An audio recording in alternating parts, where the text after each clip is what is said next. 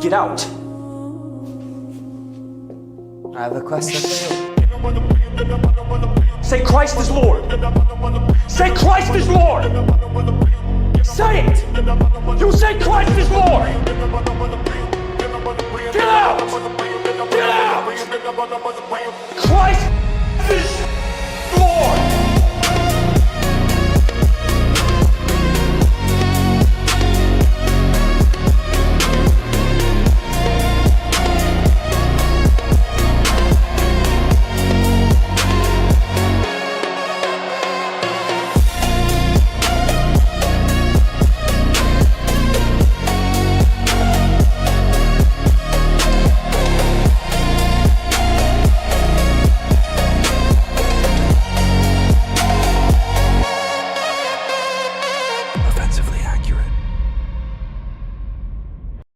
Hello and welcome in to another episode of Offensively Accurate, hosted by yours truly, Atlas Thug. And if you can't tell, it is getting colder up in the north. I need to take these glasses off.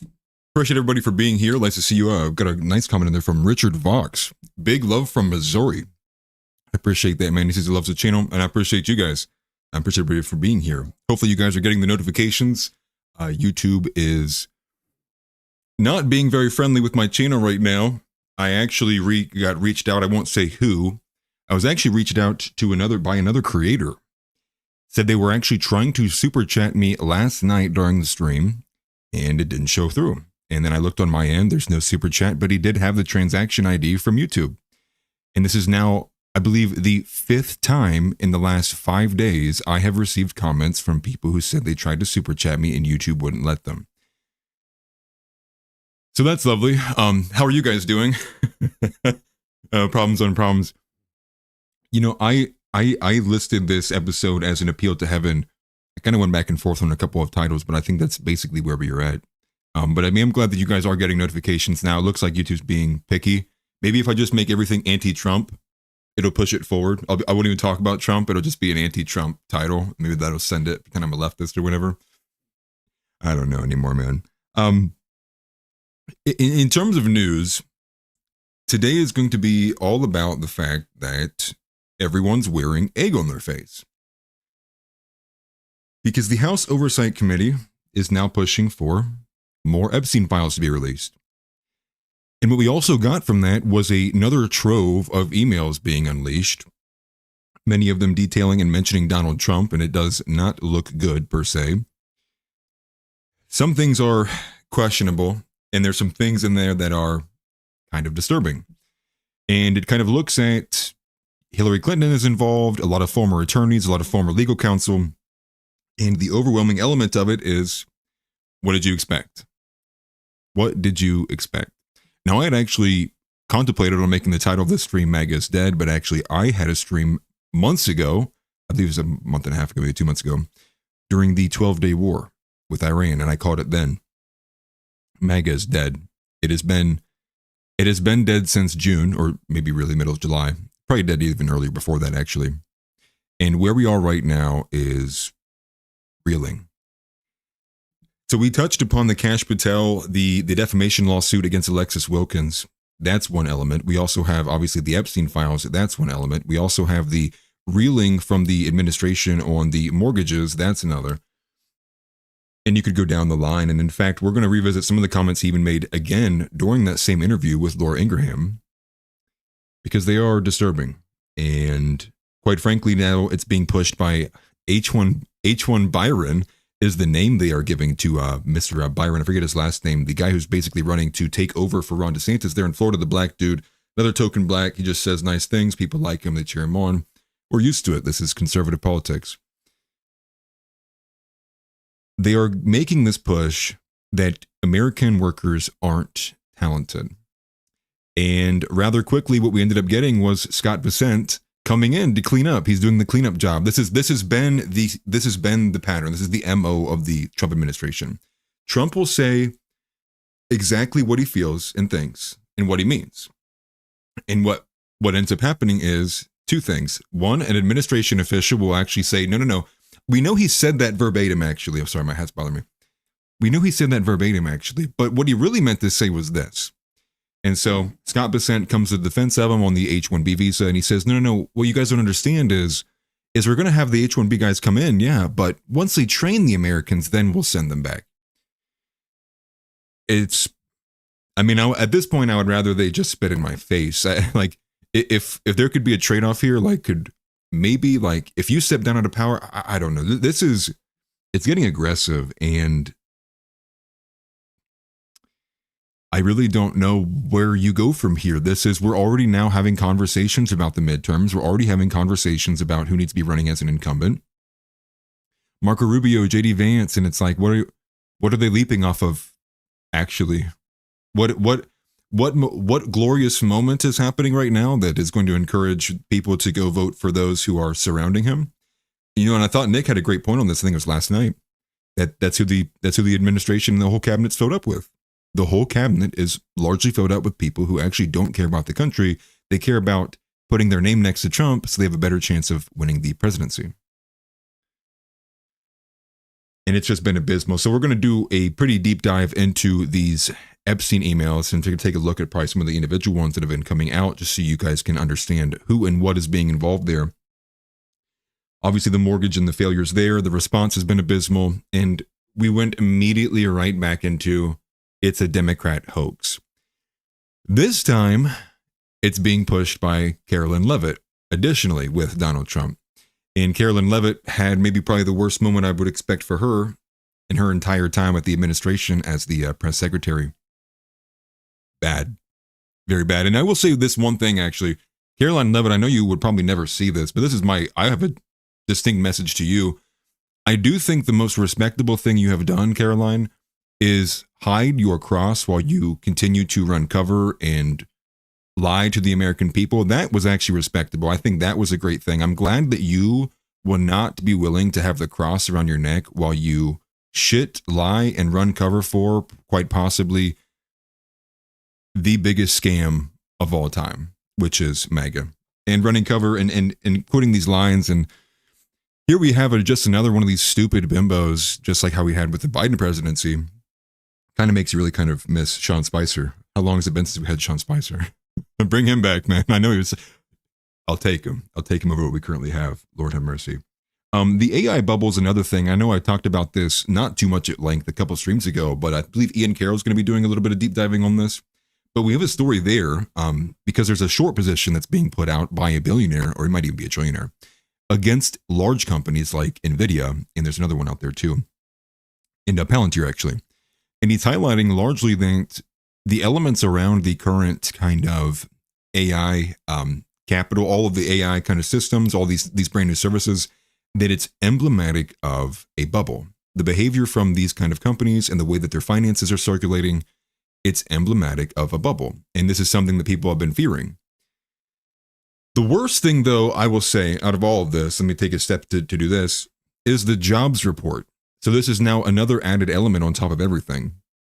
So it's reported early on, this is how I believe it happened. I saw an early report that was corroborated by the Wall Street Journal that from Goldman Sachs saying that actually in October, the United States had the worst job data or job or labor performance since 2020. And that was because supposedly they're reporting that the United States actually lost 50,000 jobs in October. How does the White House respond? No joke, the same way they respond to Epstein. Caroline Leavitt came out today, and what does she say? We may never release the October job report data because the Democrats messed with it.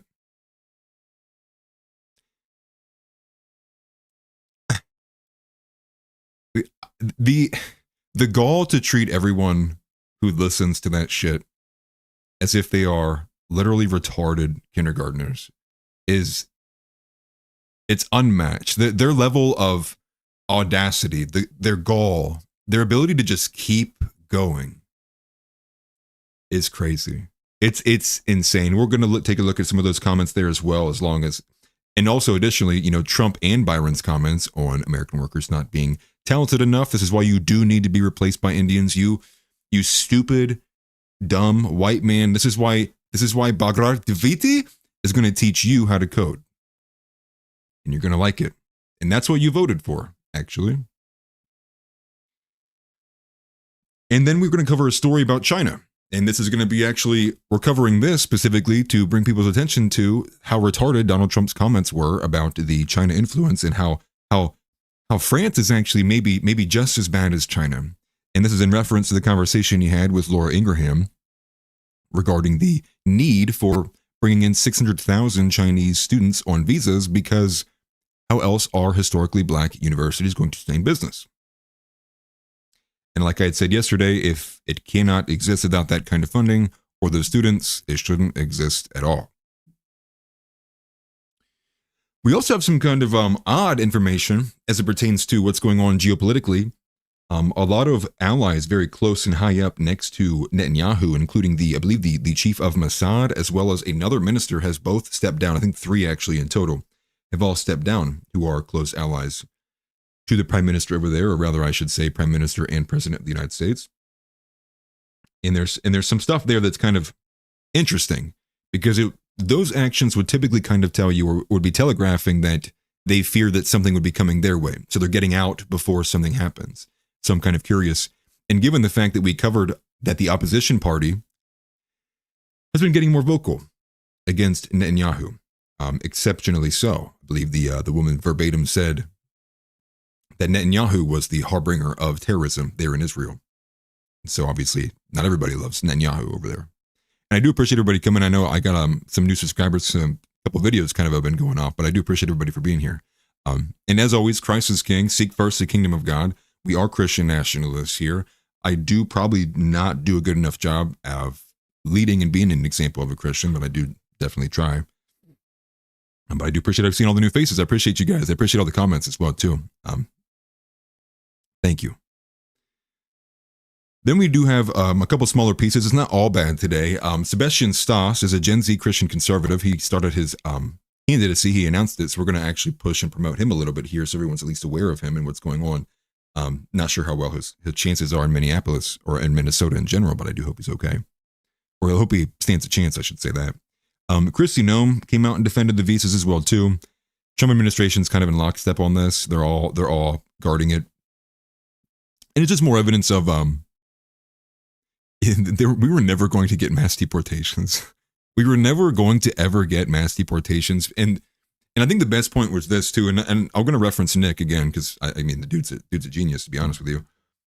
Do you think that we're going to get mass deportations the closer we get to the midterms, when everyone's going to be pulling out all of the stops, all of the emotional plays, all of the October surprises? No. It's no, like they're not going to be actively, throwing, whole families into the back of, black vans with, with no detailing, and having that video footage running while these Republicans are trying to win in the midterms. And that, quite frankly, is a statement on just how effeminate this society is and how controlled we are by our emotions and how sensitive and unwilling people are to do things that would need to be done to actually get things done. And something that was news to me, and I'm surprised I had actually missed it, but I will cover it a little bit because it came news to me from Nick, is the fact that we are building permanent bases in both Israel and Syria. Now, the one in Syria seems to be a bit more projected out and down the line, but the one, it's a $10,000 troop permanent base in Israel. It's you at a certain point, it's just like you can't make this shit up. I mean, like, what are we doing here? No new wars president. I mean, it's everything about this is a complete joke. And I will say, the way that this makes me feel right now, we're going to get crushed in 2028.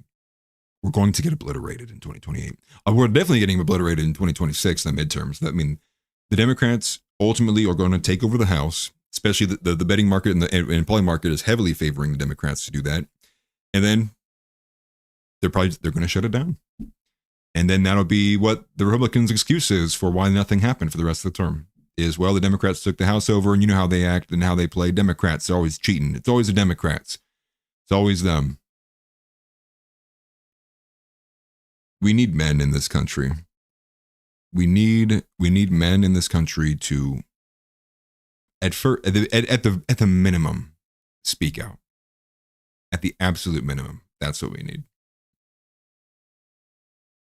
It is depressing, but I hope we can make some sense of this. We do have a community submission as well. We also have a gay of the day, which I don't know if we'll honestly end up covering that because it is pretty gay. But let's get into it, guys. Let's start. Straight through, offensively accurate, that's the view.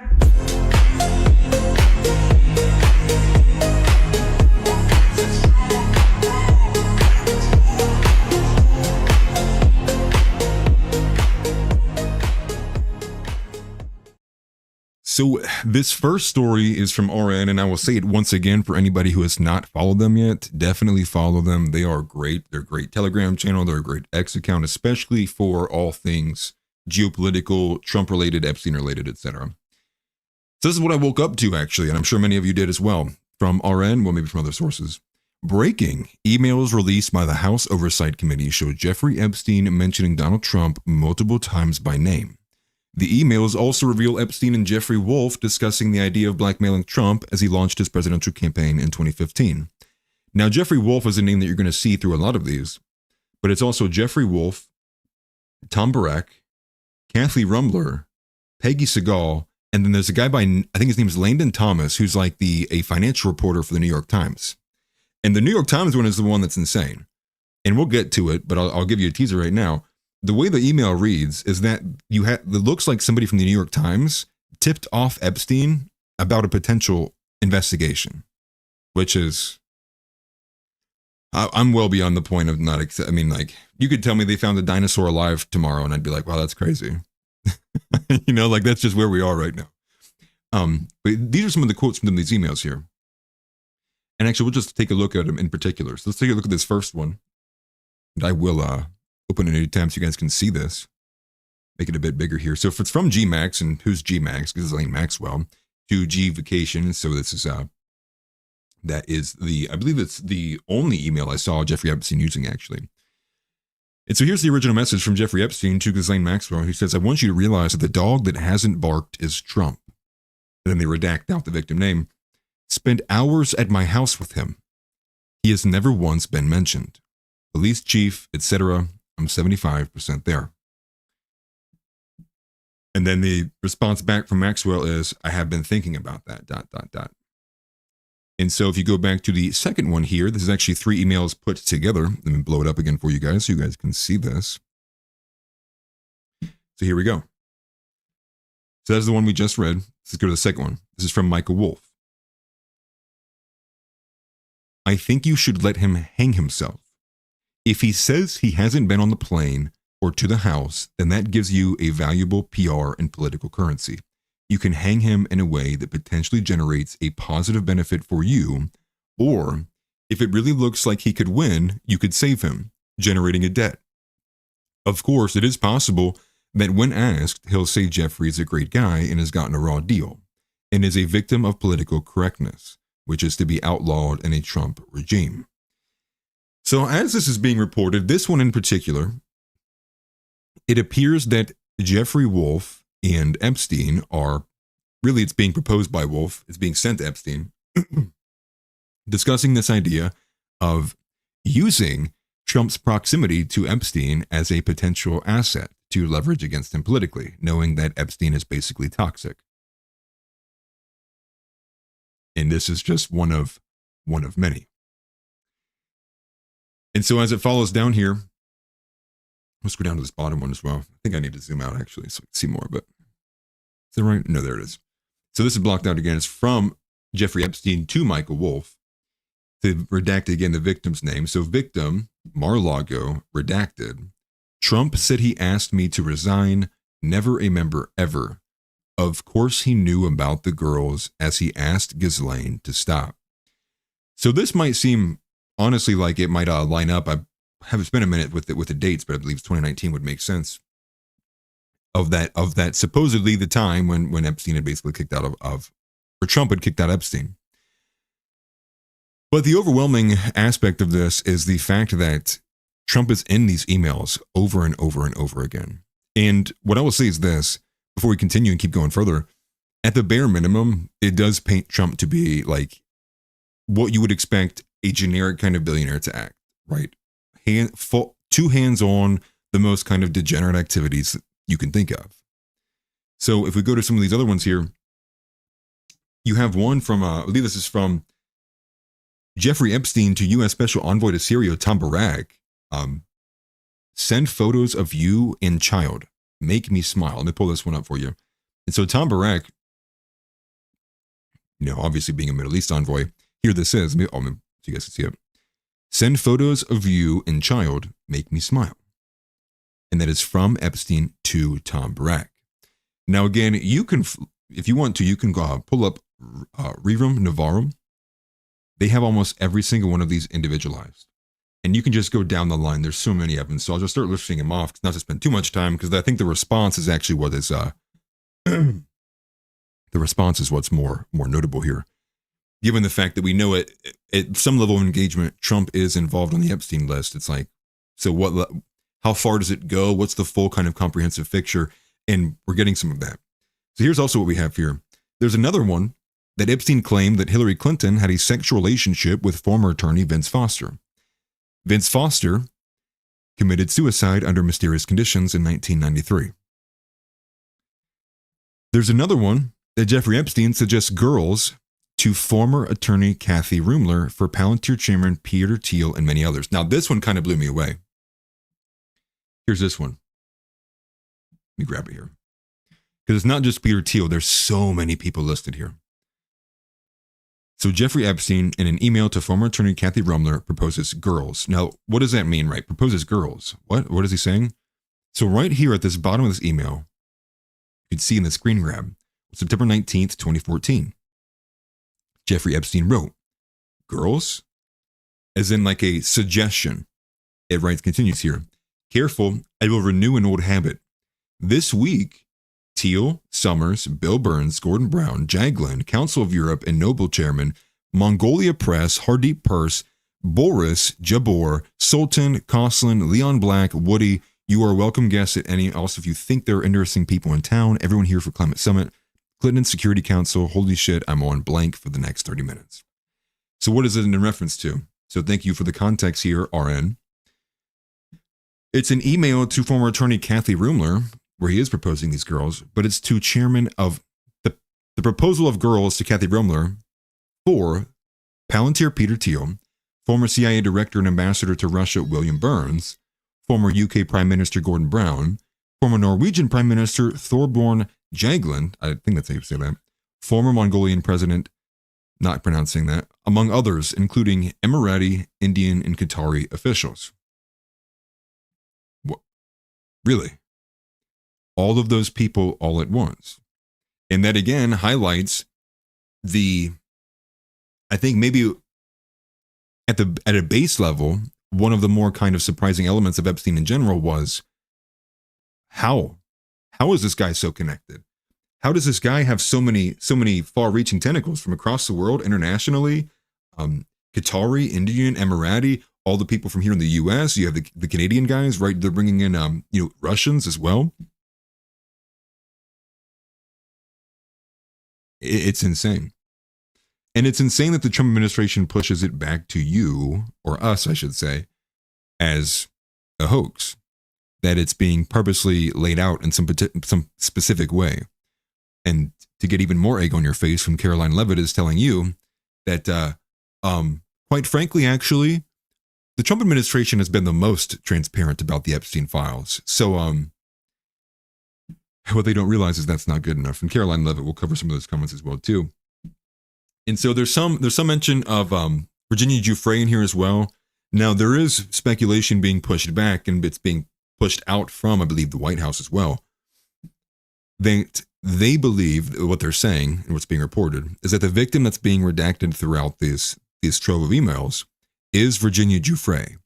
And the reason why that she's being redacted, that they say, is because Virginia Giuffre did actually defend Trump.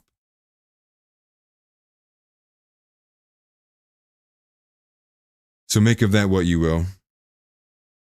Virginia Giuffre is actually no longer with us, and an RIP, rest in peace to her, and I hope, God rest her soul. She was the one that had all these insane incidents right before she had passed, right? She got hit by a bus, and I think everybody knows what happened there. And it is depressing. And then you get into some of these more ones. And so some of these actually kind of leave the trafficking element.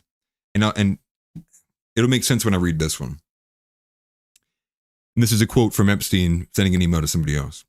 Have them ask my houseman about Trump almost walking through a glass door, leaving his nose print because he was staring at the woman swimming in the pool.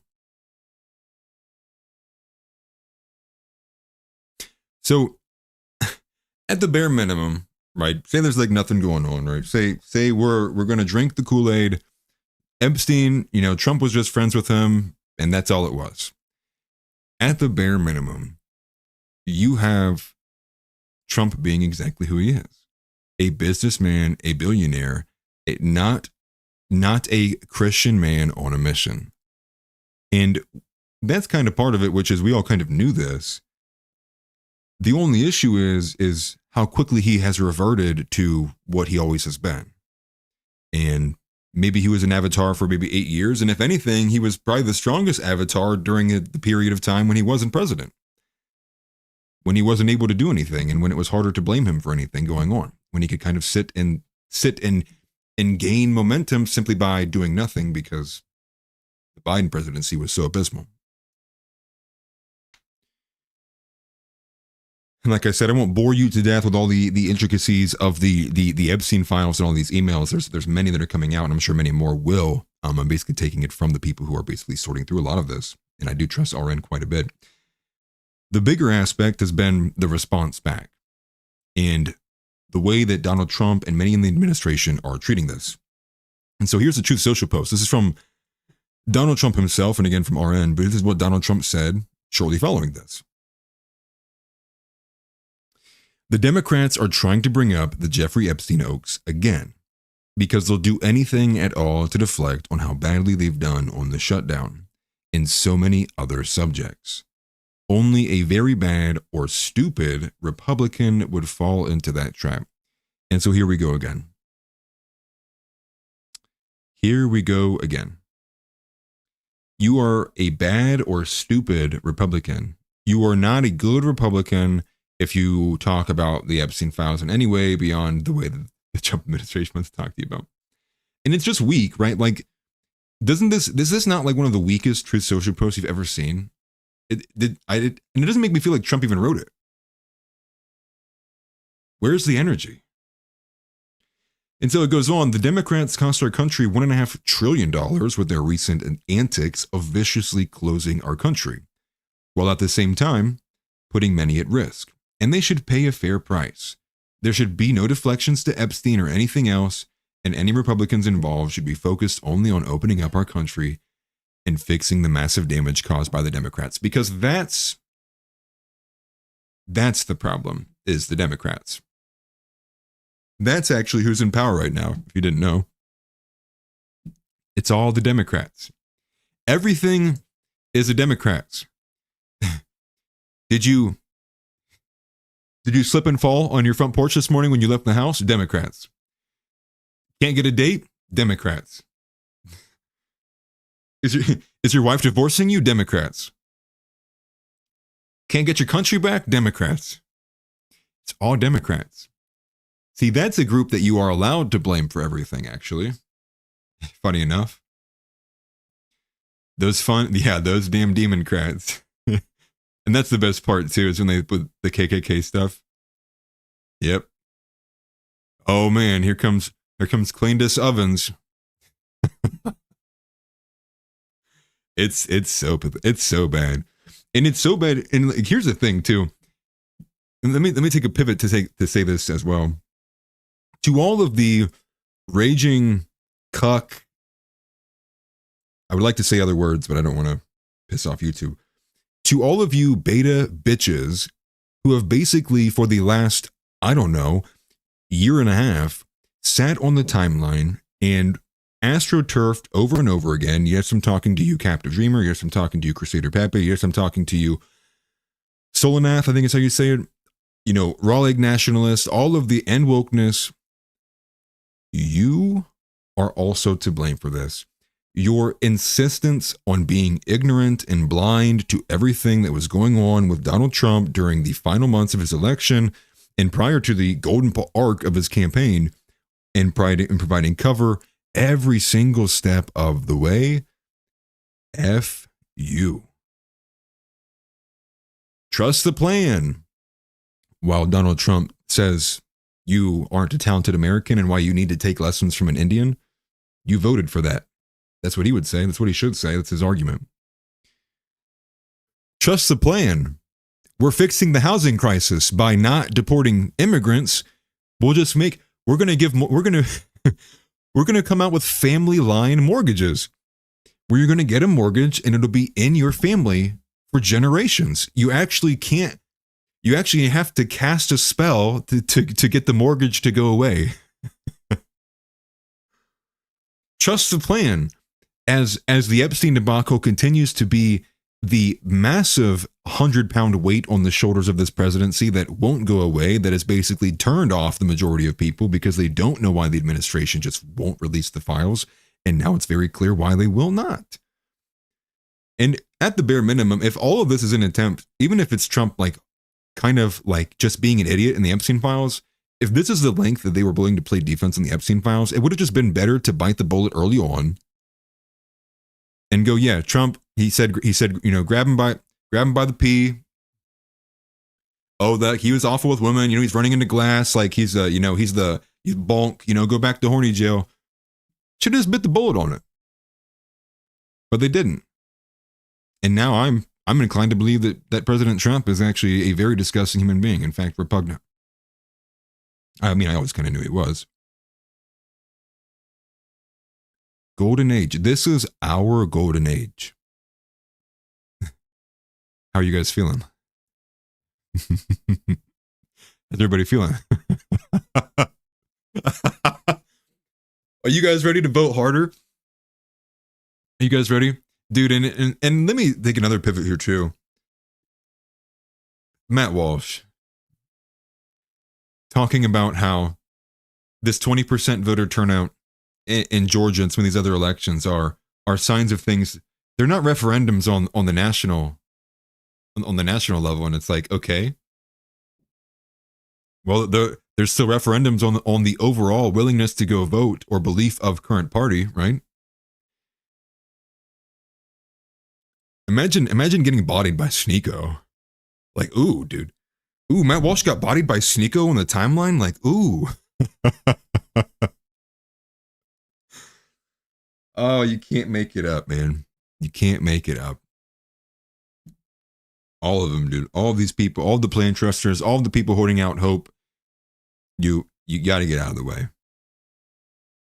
You have to get out of the way. Shut up. And at the very least, you don't have to apologize. You don't have to say you were wrong. You don't have to come out this ridiculous, wall of text of why you believed all of the plans and why you trusted so hard. Just shut it down. Just stop tweeting. Stop talking. Stop going on shows. Help us fix this country, please. Can I extend an olive branch and just ask you, can you just please help us? Maybe come on. America First will have you if you're willing to try. I can't tell you. If I see one more trust the plan tweet or why this actually all isn't what it is, I'm gonna crash out. Not gonna lie. Literally, I can't do it. It's enraging, and we're gonna look at something if I can find it here in my Oh, I have it. I do have any outline. You guys have to look at this shit. It's unbelievable. Unbelievable the length that they're willing to go to. But that's the Truth Social Post. And here we are. This is welcome to the very bad and stupid Republican stream. Thank you very much. And what do we get after that? Well, Trump himself is privately urging representatives like Nancy Mace and Lauren Boebert to no longer support releasing the Epstein files. Also from Rerum Novarum. Perfect. Great. Wonderful. Oh, that's right. Thank you, Amanda. Thank you. Thank you. That's right. We are all idiots here. That's funny. Yeah, Lil Matt. Yeah, Lil Matt protecting for the Lil Hat. Ain't that something, man? But here you have it. And so this is what they're doing. They're bringing in Nancy Mace and Laura Boebert, largely because they're two retarded women that shouldn't have been in politics in the first place. But everybody knows their votes are up for sale. As long as they can get attention out of it, yes. So there you go. Any moment, any chance for Lauren Boebert to have the camera on her chest. Any moment for, and dude, Nancy Mace is like a terrifying human being, by the way. Like, she gives me nightmares, honestly. And what else do we get? What else are we getting? What else do we have? Dude, it's holiday season here already. So many gifts. Oh my gosh, dude, it is Christmas, isn't it? Perpetual crash out status. You ain't lying. We get this from Midas Touch. Pam Bondi, Cash Patel, Todd Blanche, and others, so I can only assume it's Susie Wiles and many who are in the inner kind of ring of the staff, plan on holding an emergency meeting today on the Epstein files as the discharge vote nears.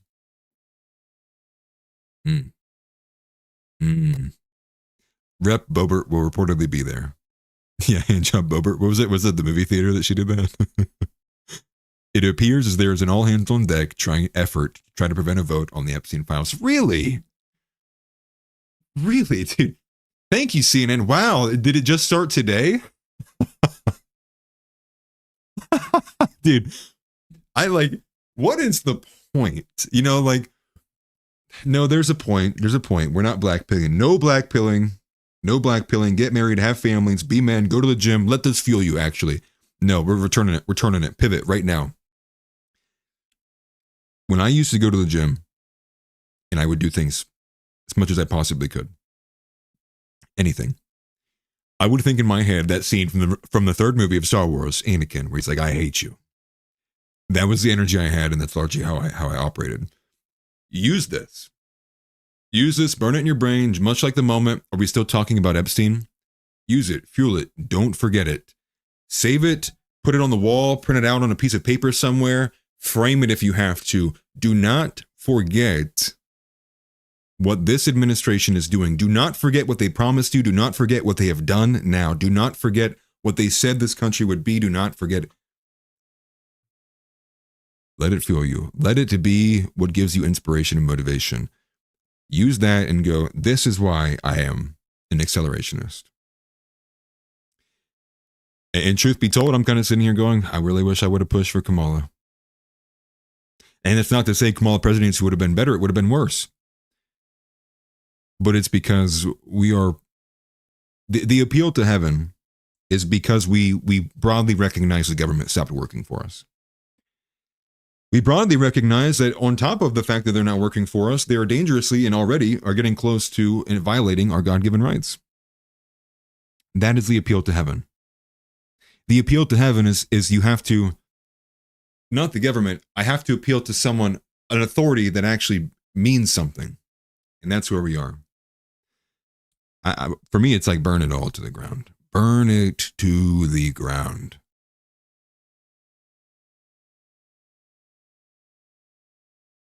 Because I'm incrementalism won't save it.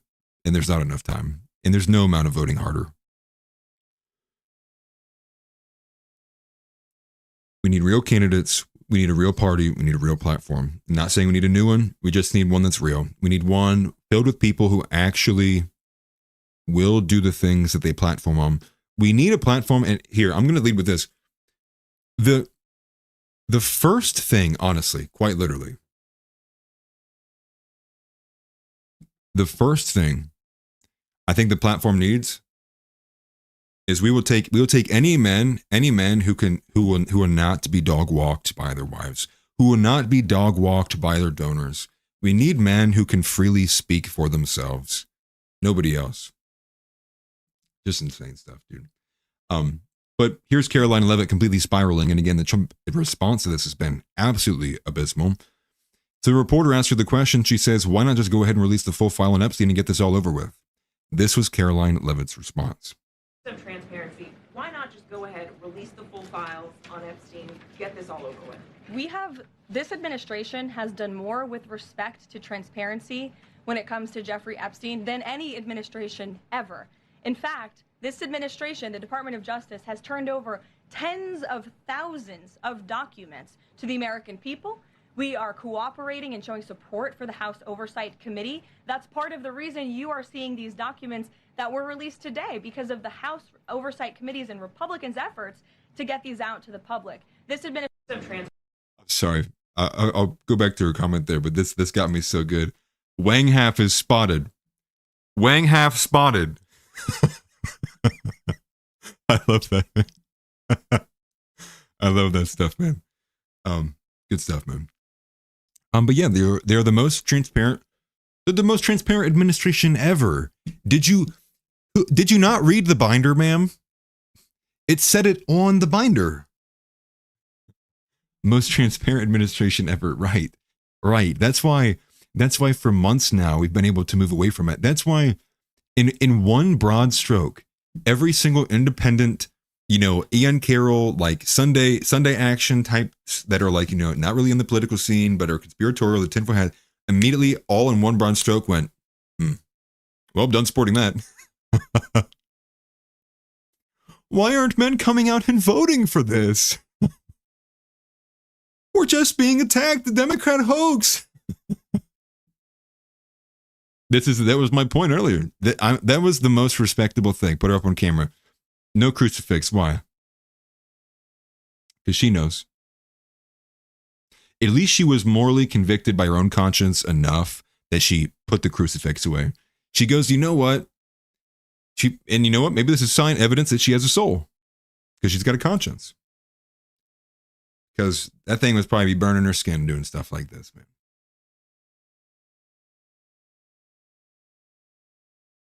Disgusting people, dude. Disgusting people. Now here's where it gets worse, actually. Because if it can even get worse, Caroline Leavitt says that in fact all this actually proves is that Donald Trump did nothing wrong. I kid you not. Here we go. 19 seconds. These emails prove absolutely nothing other than the fact that President Trump did nothing wrong. And what President Trump has always said is that he was from Palm Beach, and so was Jeffrey Epstein. Jeffrey Epstein was a member at Mar-a-Lago until President Trump kicked him out because Jeffrey Epstein was a pedophile and he was a creep. Yeah. Yeah, you don't have the argument anymore that, Jeffrey Epstein's this creep and that Donald Trump is just this righteous, upstanding man. I'm going to protect women. Dude. The email said he ran into a glass door because he couldn't take his eyes off women swimming in a pool. The reason why people are exploring Erica Kirk is because she used to be a pageant girl for the guy. I'm like, dude.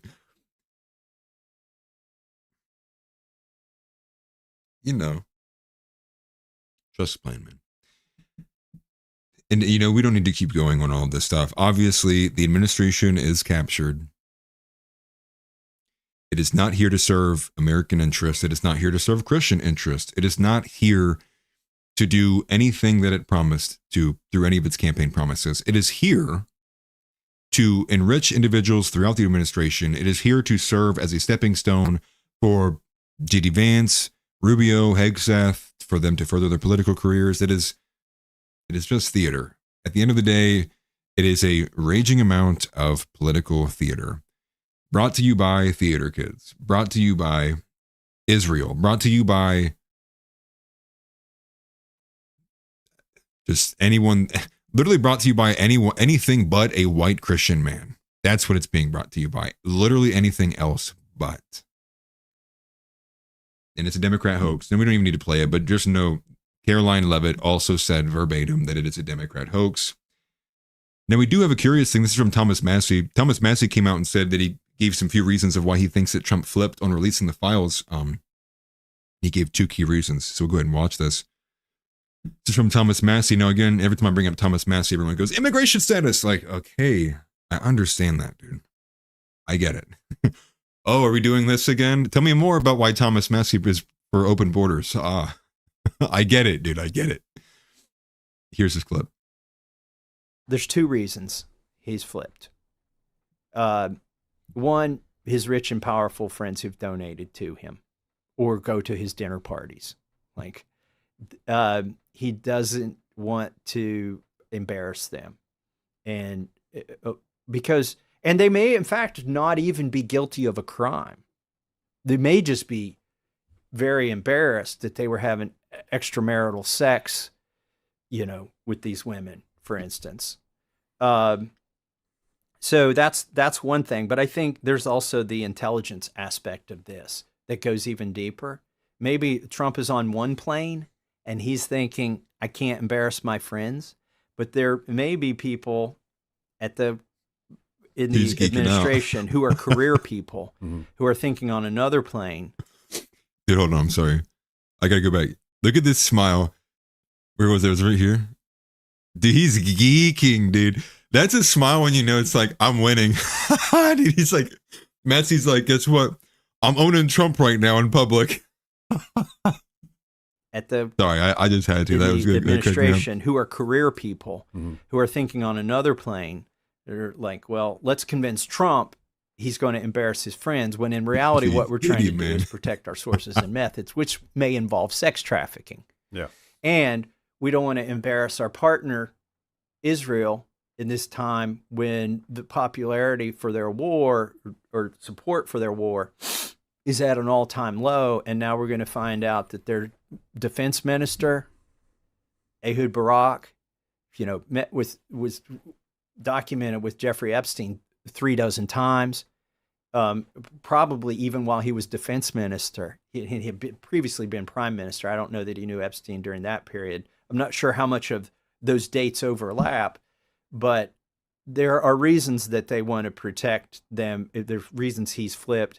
And I don't think his children or J.D. Vance or even Pam Bondi or Kash Patel were read into all that when they originally said all of this stuff should be released.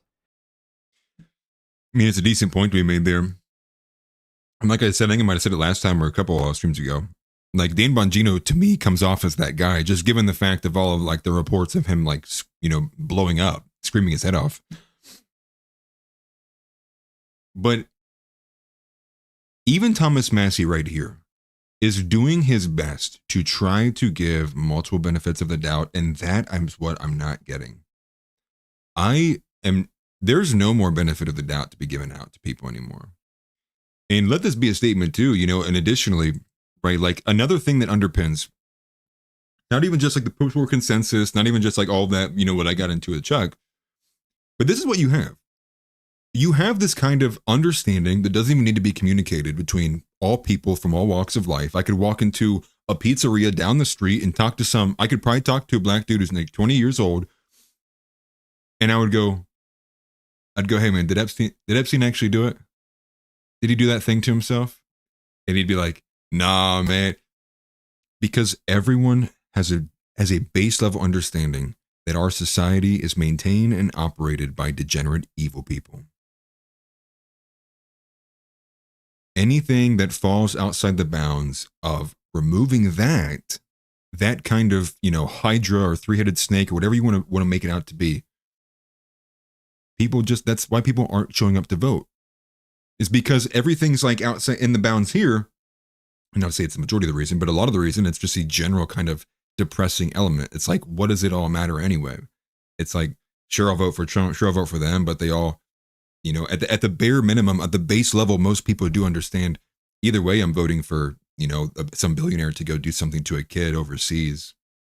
Who cares? And that's where a lot of people are. They are entirely removed. But that was part of what the promise was from Donald Trump, right? The part of the promise, part of the avatar of him, part of the energy and who he is, was that kind of Molotov cocktail. Was like, we'll blow the whole thing up. What do they say all the time, right? A bull in a china shop. And now that he has shown himself to partner and parry and join literally all of these elements and then now defend them and protect them, and now we get even more information that he's a lot closer to this than what most people realized, it's all falling apart. And I kind of do hope that we get annihilated in the midterms. I am of the mindset, and take this evidence too, right? Anna Kasparian didn't start becoming base until she literally got mugged on a subway. Anna Kasparian would probably still be just as annoying if it wasn't for some black dude trying to, violate her. Yeah, Adam Schiff and Lindsey Graham have been quiet, haven't they? Because they're completely fine with what's going on.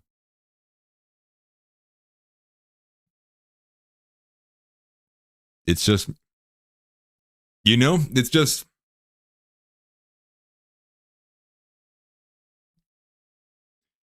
and this is why. And I'm sorry, like I don't buy that people at the top, these strategists, that they're not getting it.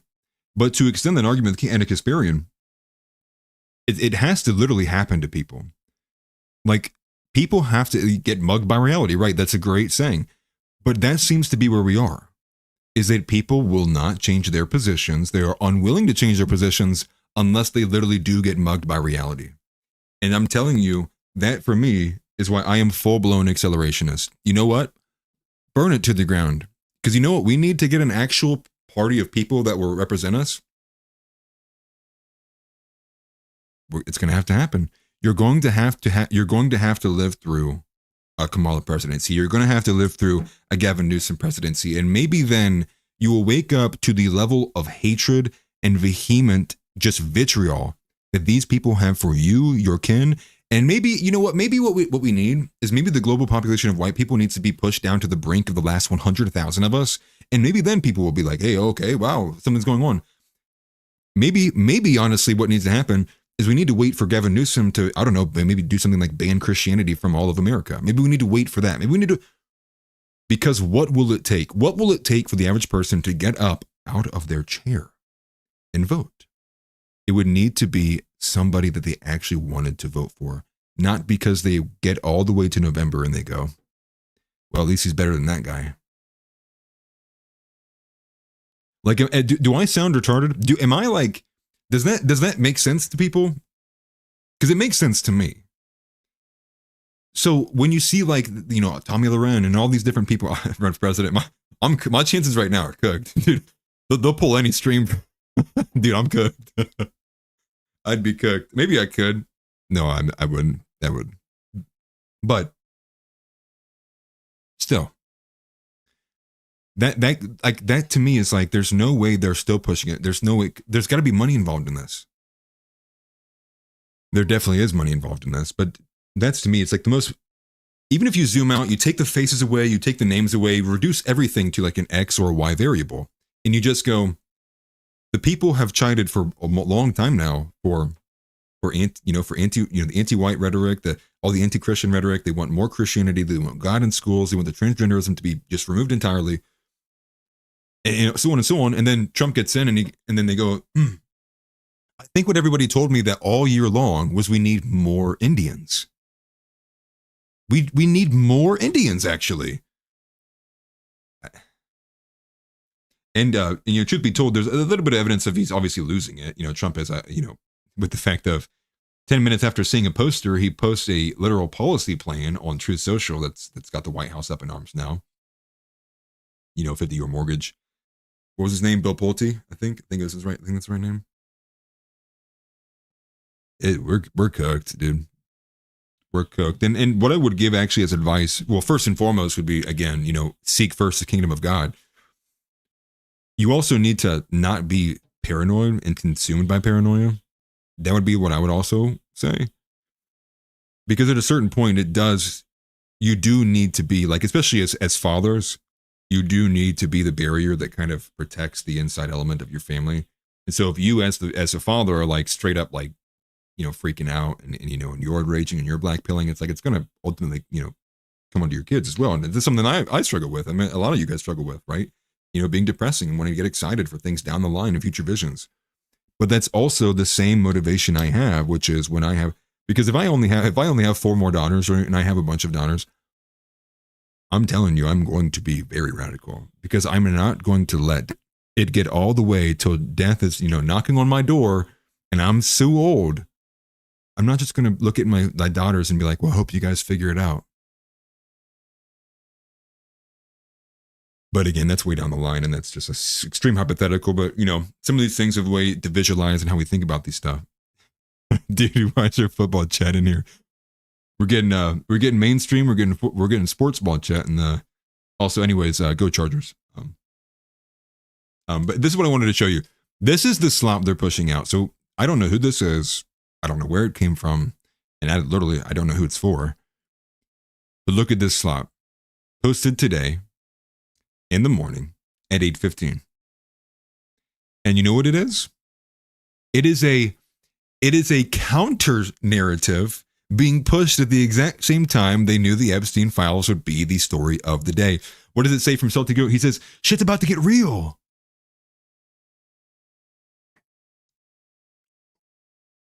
Pam Bondi and Kash Patel just announced that a hidden cache of Clinton Foundation files was just discovered. The corruption is mind-blowing. Who's ready to see some perp walks? I don't think I have been more offended by a tweet in my entire life than this. Get this 45 IQ goy slop off of my goddamn timeline. I think I'm going to crash out, not going to lie. Oh, today's the day we found the files. What a coincidence, guys. You can't make it up. You can't make it up, dude. Dude, it makes dude. Oh my gosh.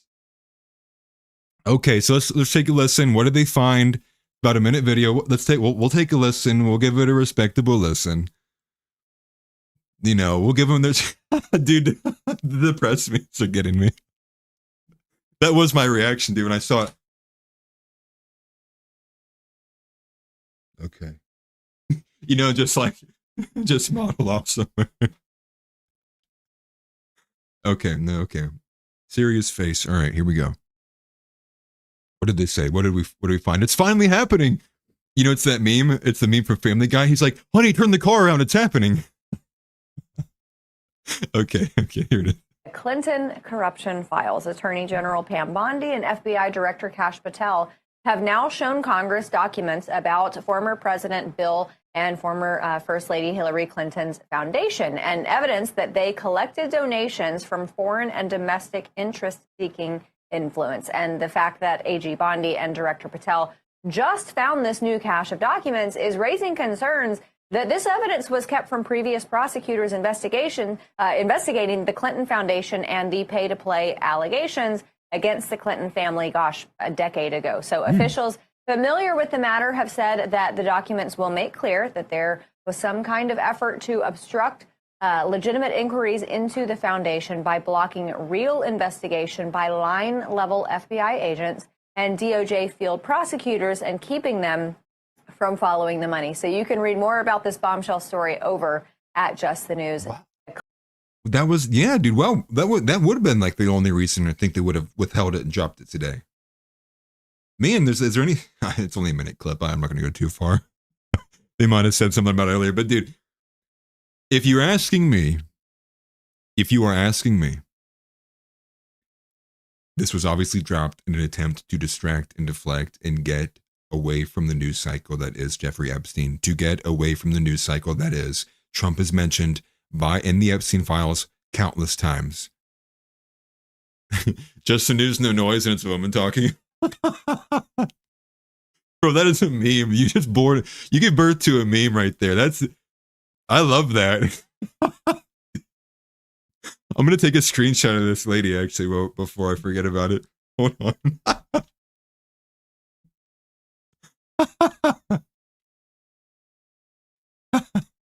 That's good.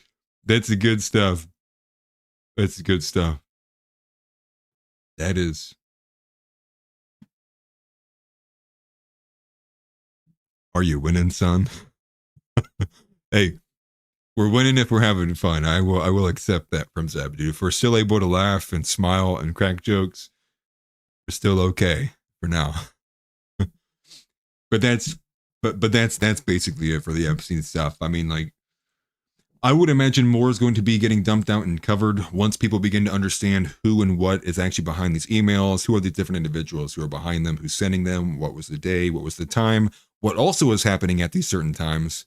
Obviously, it's typically how it is when they dump 23,000 at once. And to be honest, a lot of the emails are being found not because it's the exact one, but they're being found in the fact that it's being responded to. Because if many of you remember, depending on what email service provider you use, typically it will keep the previous messages and sometimes the whole thread if you're replying to one another. Insane. So anyways, moving on to the AI bubble, the other story. Well, there's multiple stories happening today, but moving on to something that will not make you want to punch yourself in the face. This is the AI bubble. And so Michael Burry, which I should have done a bit more research about, but Michael Burry became a bit notable and became known about and famous for quite being correct in his predictions on the 2008 housing crisis. And so he's been very outspoken about this issue of circular financing.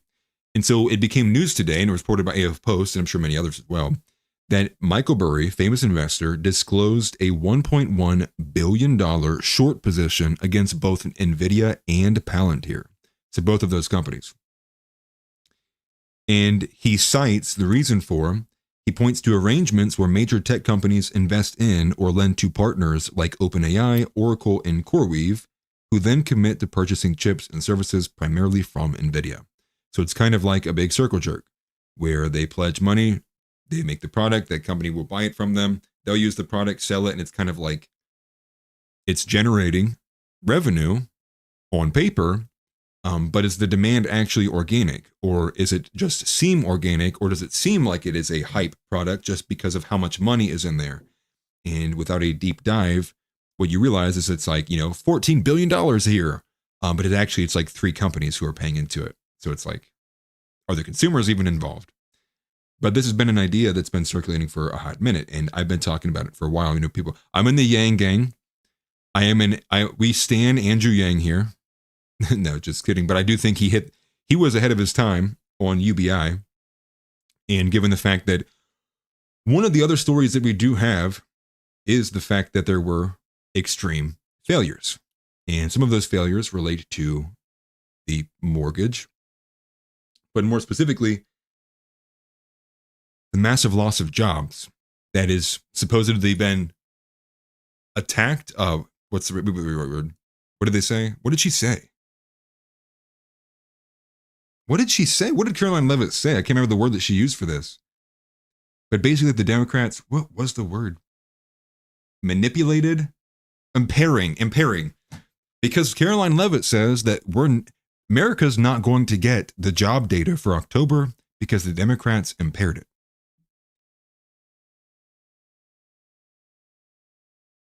And so part of this, though, is the AI bubble. And part of that bubble is the fact, and what we had gotten from Amazon, which was Amazon is lowering their projections of hires. And so it wasn't that they laid off 600,000 people. It was that they decreased their projections because they are planning to robotize, I believe it was 75% of their operations, meaning that through the rest of this year, 600,000 people they were expected to hire are no longer going to be hired because they have robots doing it, because AI is doing it, meaning we just need less people in general. Now, this is kind of on 2 ends. So that's kind of like the labor bubble aspect of it. And quite frankly, impending, what happens if Honda does it? What happens if IBM does it? What happens if manufacture here, manufacture here, manufacture here? What if?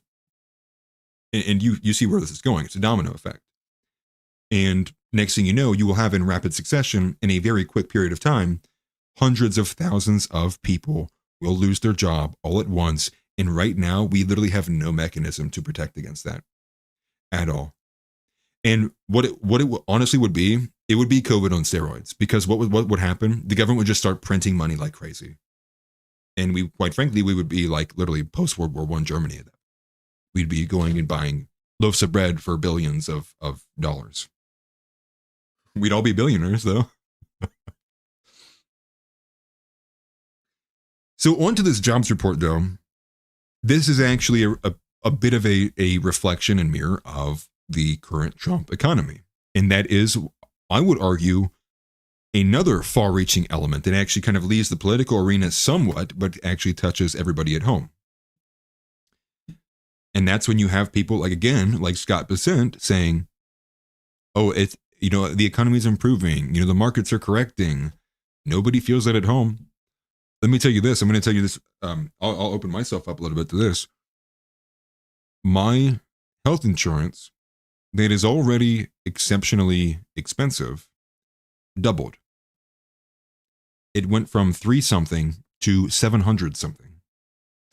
And I think right now the plan is to keep my wife and daughter on it, and I'm just going to get off. I'll bite down on a towel. Give me some Jack Daniels, man. I'll be okay. And why can't Americans have decent healthcare in this country? Well, because Israel needs to be able to bomb the rest of the Middle East. What aren't you understanding? Because that is the real America First position, Laura Loomer would tell you. The real America First position is we need to give bajillions of dollars to foreign nations because we get a return on it. And who benefits from that return? Do you guys benefit from that return? Who got their dividend from Israel today?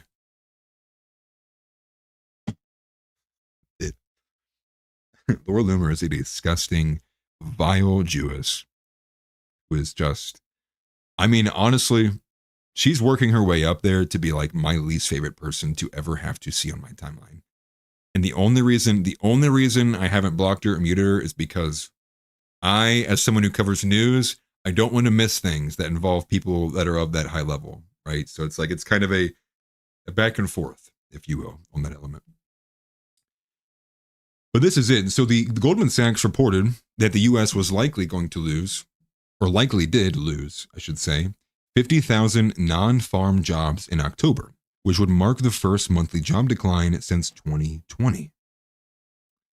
And what happened in 2020? Or what was that? COVID. So the worst job loss in a single month since COVID. And then you end up getting the White House, no joke. October jobs report may not be released. Wow.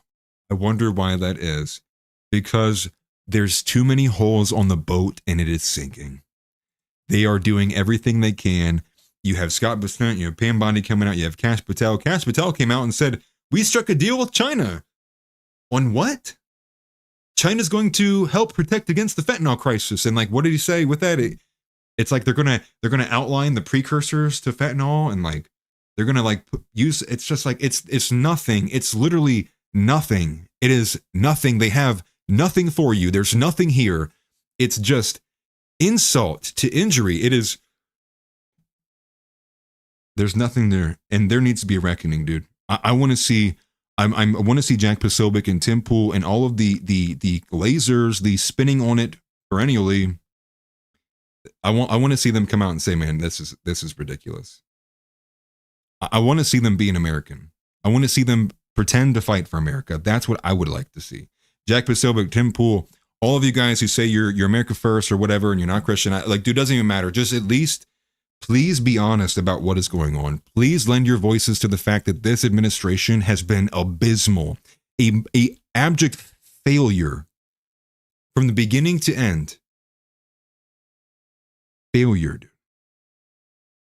I ask in all sincerity, not extending an olive branch, not that we are friends. I just ask that you be honest with your viewers, that you stop sitting here and trying to provide cover for something that it literally is like the way that what they are like that tiny sapling where the fat guy is trying to hide behind.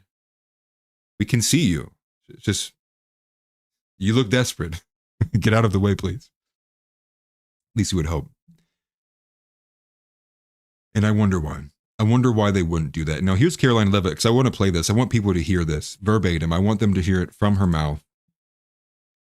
That the Democrats did it. The Democrats did it. The Democrats did, they damaged it. They permanently did some damage. I want you guys to hear this absolute dog water coming and flowing out of this woman's mouth. You cannot make this up. The Democrats may have permanently damaged the federal statistical system with October CPI and jobs reports likely never being released. And all of that economic data released will be permanently impaired, leaving our policymakers at the Fed flying blind at a critical period. The Democrats may have permanently damaged the federal Democrats did it, man.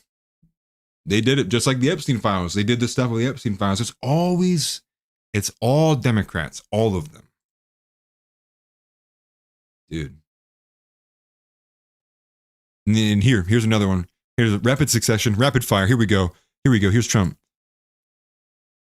H-1B immigrants are necessary because there aren't enough talented Americans to fill jobs. What an insult. What an insult. And on that note, too,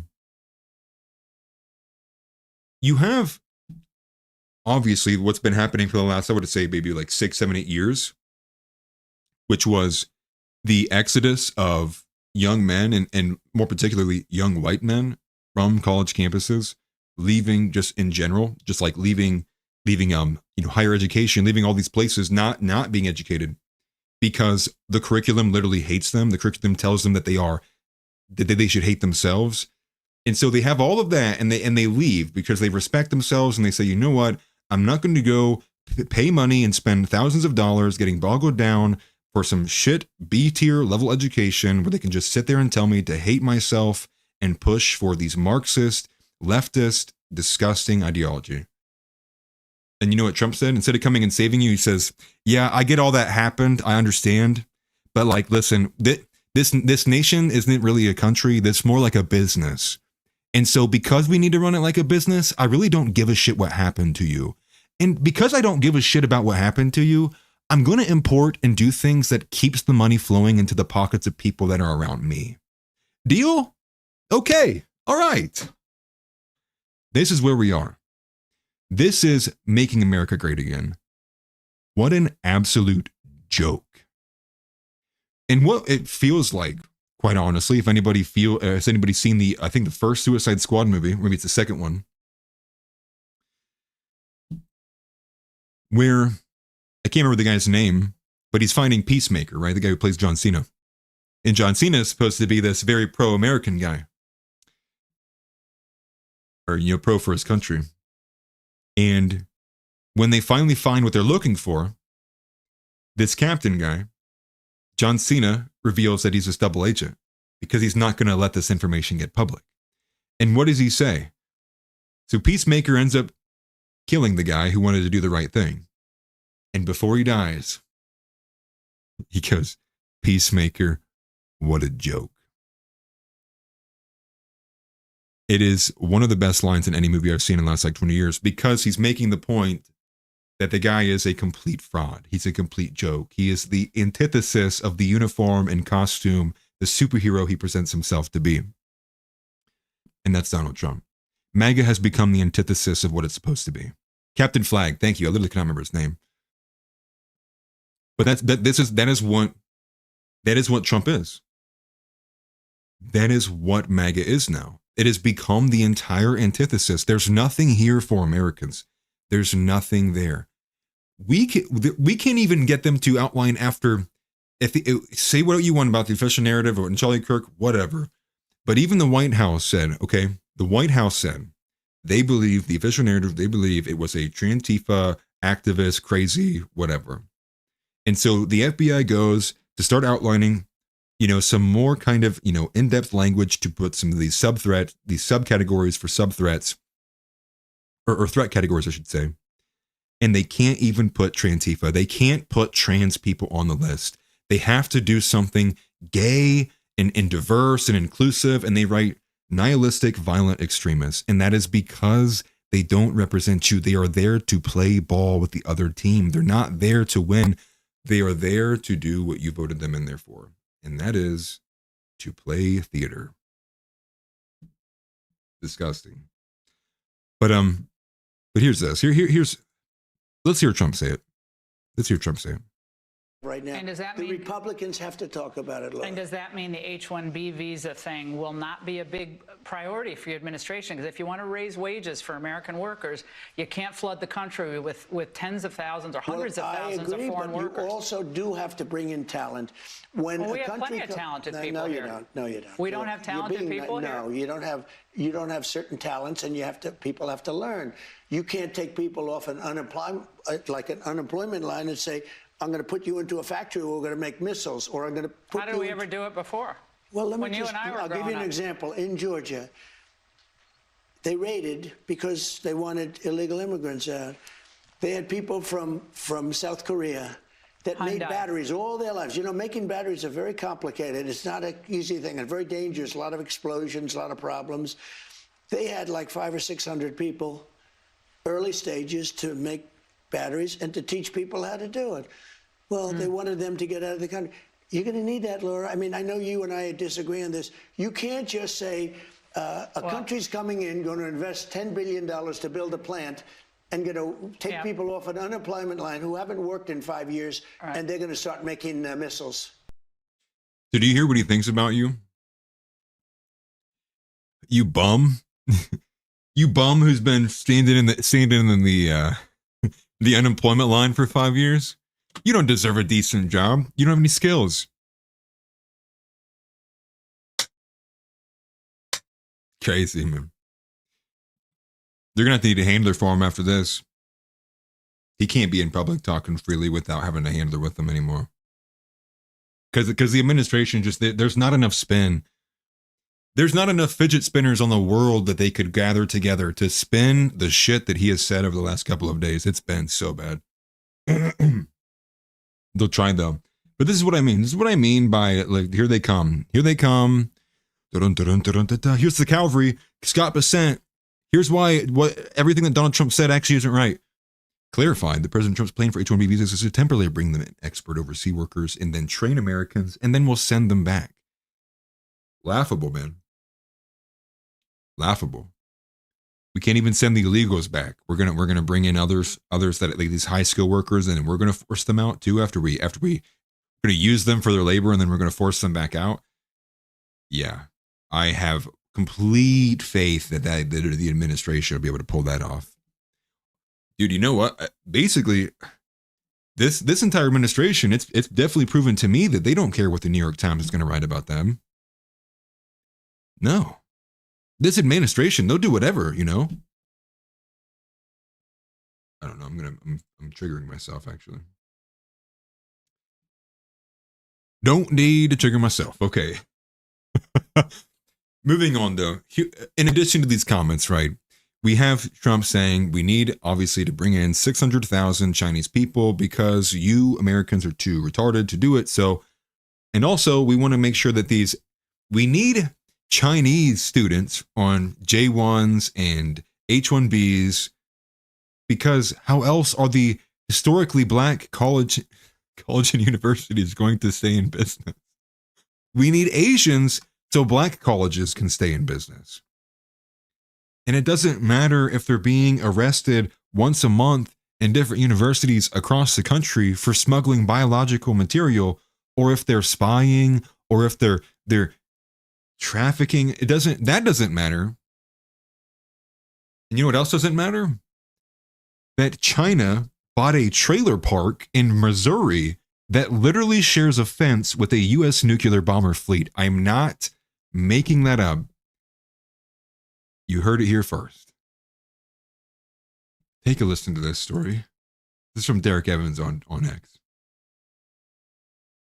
Derek Evans for West Virginia, and I actually heavily support this guy. I don't know too much about him, but he's a big supporter of Jeff Younger, and came out pretty heavily against all the Republicans who basically kowtowed into being pathetic cucks. But, you know, I support Derek Evans. I like him. It says, breaking: China secretly bought a trailer park in Missouri, which shares a fence with a U.S. nuclear bomber fleet. They hid behind multiple shell companies to pull it off. It's where America's largest fleet of B-2 bombers take off. So here it is. This is about a 4-minute clip. I'm not sure what this is from. It's like News Now, I believe. News Nation Now. Here we go. The Daily Caller reports a U.S. nuclear bomber fleet shares a fence with a trailer park linked to Chinese intelligence. Here it is. So it's one thing for a Chinese couple to buy a trailer park. Here it is. This is thanks to Google Image. It is another thing for them to go to great lengths to hide who they are, including using multiple shell companies to conceal their identities. Why is this all important? Because they bought a trailer park in the middle of Missouri, no disrespect to Missouri. China it's at buys the American. foot of the runway. where America's largest fleet of B-2 bombers take off. So you can see on the map there, the B-2s are just on the other side of those trees. So here's the map. Makes sense to me. The trailer park is right behind the runway, less than a mile away. So in the event of war, our B-2 bombers would be taking off over Chinese-owned land. It's even more alarming when you factor in that the shell companies trace back to a convicted fraudster with alleged ties to the Chinese Communist Party. This is happening in Republican Congressman Mark Alford's district in the state of Missouri. As I said, no disrespect to Missouri. I don't think you buy a trailer park in your Whitman Air Force Base in Missouri as an investment when you're sitting in Beijing going, you know, honey, what could we invest in? Oh, I know. Let's find a trailer park. What's funny is the people in Missouri are wondering, like, bro, did they just put up like 4 different Chinese buffets around town? You guys notice this? And you get a lot of double wides. Right. I don't think they're interested in that, Leland. Thanks for having me on. Yeah, the Whiteman Air Force Base is slap dab in the middle of our district, home of the B-2 stealth bomber, soon to be home of the B-21 Raider, which is coming in the not-too-distant future. And it's going to exponentially increase the size of that force there on Whiteman Air Force Base. Make the Chinese investment all the more valuable. Exactly. So no, but we've got to get them out of there. Happen? Well, all right. So this transaction, according to the research that I've done on this article, happened way back in 2017. In 2024, in January, our then Governor Parson, put out an executive order for all military bases within the state of Missouri. You cannot be a citizen or a company in a foreign adversarial nation, as so designated by our State Department, and own property within 10 miles of a DOD, a Department of Defense base. I'll do you one better. You can own property in America as long as it's not in America and it's thousands of miles across the Pacific and Atlantic Ocean, not in this damn country. Deal? Wow. Crazy. Almost like that should have been in law a long time ago. What did George Washington say before he left office? I didn't think that was good enough. We need to expand that, and that's why I filed the American Land and Property Protection Act, basically that says if you are a member of a foreign adversarial nation, a citizen or a company of those, China, Iran, Venezuela, Cuba, North Korea, Russia. What is this? Really, dude? And they want you to believe that Islam's taken over? Come on, dude. I knew this was getting bad, but I hadn't seen a map of it. And they're in Ohio too, dude. I'm close enough to that. Somewhat close. You don't know which direction though. I'm gonna go down there and take it back. There's an enemy on the homeland. Just kidding. It's a joke. In GTA, maybe. Cannot own even an outhouse in the United States of America. You cannot go to those countries. Okay, but you're not going to do that because you're not going to be able to take land away from all the Chinese people who own condos. And here's something else, Leland. There is a Department of Treasury has the Committee on Foreign Investments in the United States of America called CFIUS. They are supposed to be taking a look at this.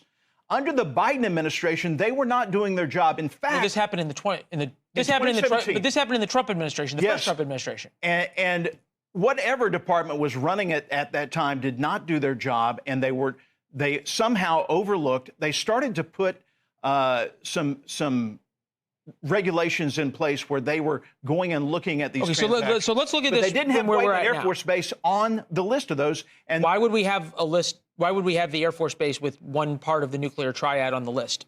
Who knows? Chinese companies buying land near U.S. military bases. Okay, so the Chinese have a plan to do this, right? And sometimes they conceal it through multiple shell companies. Sometimes they just go out and do it.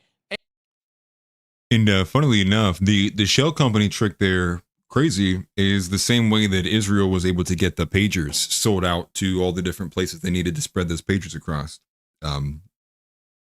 That's how they did it. They made this company and they hid it behind shell company after shell company. And I think it literally, what's funny enough, it's like, I think Israel posed as a Chinese company so that when Hamas was buying the pagers, they were buying them, they were thought from a Chinese company, only to find out as they're being blown apart, that they made a mistake. It's just incredible. Absolutely incredible. The amount of things that are just going on in this nation, that just problems on problems on problems. And that's kind of like the overbearing thing, is like so many problems, no solutions, just egg on your face, being kicked in the nuts, being spat on, and the whole time. And then to make matters worse, you can hear a black woman laughing at you in the corner of the room. You just can't find her. Like, dude. And I think that's probably what bothers me the most. It's like it's them standing over top of you while this is all going on, and then pointing at you, laughing at you, and spitting on you. It's like, I might be able to handle what's going on and like just bad leadership. Like, at least with Biden, it's like, okay, the guy's an idiot and he's surrounded by idiots, and but to put in supposedly a capable and an administration with all of these great people, with all of our guys, right? It's all of our people, and the best they can muster is a slave state to Israel. Is like, it's radicalizing, to say the least. Here's Sebastian Stas, though. Like I said at the beginning of the show, I did want to play his thing just for a little bit. I won't spend too much time on it, but this is a post here from AF Post.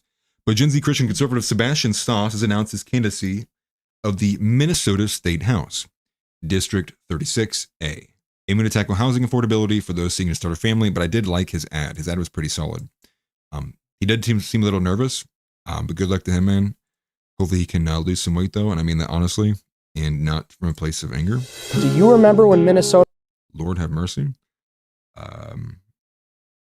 That about sent me to China. ...was a nice place to live? Do you remember when you could leave your doors unlocked?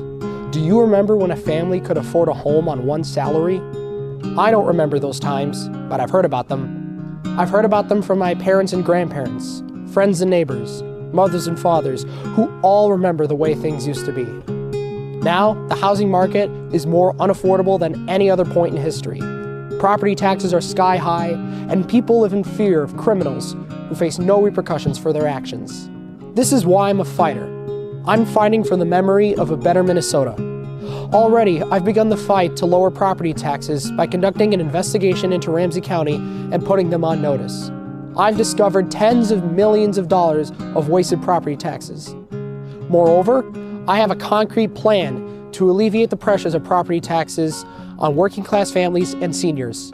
Additionally, with the money saved at the property tax level, we can finally afford to better secure our schools and our children. What would you rather have your tax dollars be spent on? Unaudited NGOs with zero accountability, or for better security for our schools to protect our children and grandchildren? This is the work I've done as a private citizen. Now, I'd like to continue that work as your state representative. Join me, and let's get to work to fight for the future of Minnesota. I'm sure he's a nice kid, man. I'm not going to tear him apart. I'm not going to say anything too negative. I do think that his ethos precludes him, though, unfortunately, and this is kind of the problem with a lot of this, which is like, we do get somebody from our side to finally get up and say something, and it's like, the optics are kind of miserable. And I'm not sitting here saying, to run or to be decent, you need to be like a raging Chad. But it was also like, you could tell he's nervous the way he was talking in his own ad, right? If you're nervous in your own ad, I'm already getting bad feelings about how you might conduct yourself under like a maximum pressure campaign, or if you're being smeared for something that didn't happen, or if you're being accused. Like, that's the kind of stuff that where like my mind goes, but good for him. I'm rooting for him, just like I'm rooting for all of you guys. And these are some of the things that I talk about, which is to, be always improving yourself. And this is not just, physically. Now, I do think physically matters the most right now, that is, given the fact of, one, you don't know, like, it happens slowly, then suddenly, right? And if we're revisiting what we talked about yesterday with the potentiality of there being, some kind of fifth generational warfare, and that comes in the form of like a cyber attack, or the grid going down, or, anything of that nature, and, and it becomes chaotic, well, you're not going to be able to have access to a lot of things. And even in that too, right? Even if you do have firearms, you're going to still want to be physically fit to be able to run for extended periods of time, being able to carry people who need to be carried, being able to, being able to take major losses if something happens to you, right? Maybe you get a hole blown through your shoulder, and being fit enough that you're not unfit enough that doesn't stop you, right? Being able to be somebody like a 50 Cent, take nine and still walk. Things like that. That is important. And there's guys that are doing stuff like that between PNW, Gorilla. But it's good. And I want to see more, though. I want to see a lot more, and I want to see it more radical. I want to see a lot more radicalism from this. That was still a little too, we're playing too nice to the people that hate us. We need more than that.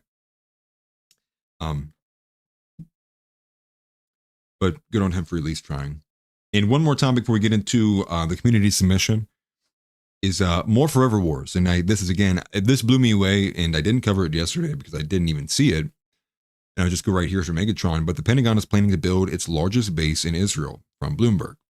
The U.S. military is working on a major project to establish a new permanent base in the Negev Desert near the border with Gaza. According to Bloomberg, the facility could accommodate up to 10,000 soldiers, comparable to the largest U.S. bases in Qatar and Kuwait. It will include a runway for all types of aircraft, a large logistics center, and accommodation for long-term personnel. Construction could take 2 to 3 years. Preparations are also underway to establish a military presence in Damascus, Syria. America is nothing but a threat to the region. So be prepared for a few more generations to be staying in the Middle East. We are not leaving. That seems like a pipe dream now, given the fact that many people thought that maybe it would be under Trump's presidency that would be completely pulled out from the Middle East. Maybe not Israel per se, but at least the extreme military presence. And we are going backwards. We're putting more, actually, into the Middle East. Very indicative of a forever war. Very indicative of the fact that this Israeli-Iran conflict is going to drag us heavily into it. I'm telling you this is from someone who has a strong sense of hunch on a lot of things and intuition. So take my word for it, I guess. But I have an extremely overwhelming feeling that in some way, somehow, America will be dragged, boots on the ground, into this conflict between Israel and Iran. I don't want that to be the case, but everything is pointing to it. Having the obvious bases nearby. Now, again, close up to Gaza as well, too. So keep in mind, it could be also on that element, but I do think it will be Iran. And given the fact that we know what the strategic objectives are, given the fact that we know that nothing has really basically changed, given the fact that all of the moves from Iran's not backing down, and good on it for them. What's going to come with that? What's the consequences of not bowing down to the people who say that they're your masters? Well, prepare for a fight. Because they're not going to let you walk away willingly. It's disturbing stuff, man, and I really hope. And it's kind of sad because overwhelmingly we are on the brink of a worldwide conflict once again, given that multiple things are going on. Ukraine, Venezuela, Iran, Nigeria. Does not bode well, man.